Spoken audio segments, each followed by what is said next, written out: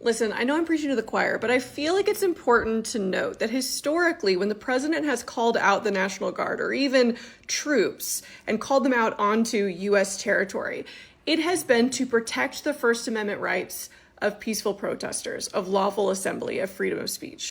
You might be seeing articles about 1965, which is the last time that the U.S. president deployed National Guard, going above a governor's wishes. That was in March 20th, 1965. President LBJ basically told Alabama Governor George Wallace, he was the racist asshole that was like segregation now, segregation tomorrow, segregation forever.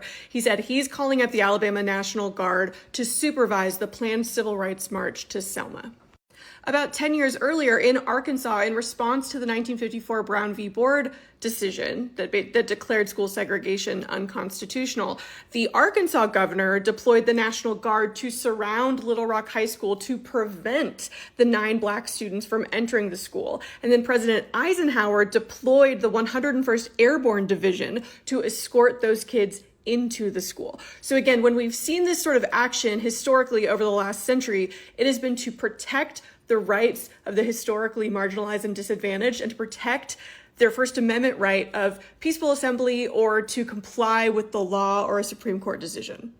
Trump, of course, has deployed the National Guard to LA to basically just stand around and twiddle their thumbs because LAPD and the sheriff's office, whatever, like they have it under control because the protests in LA are largely peaceful.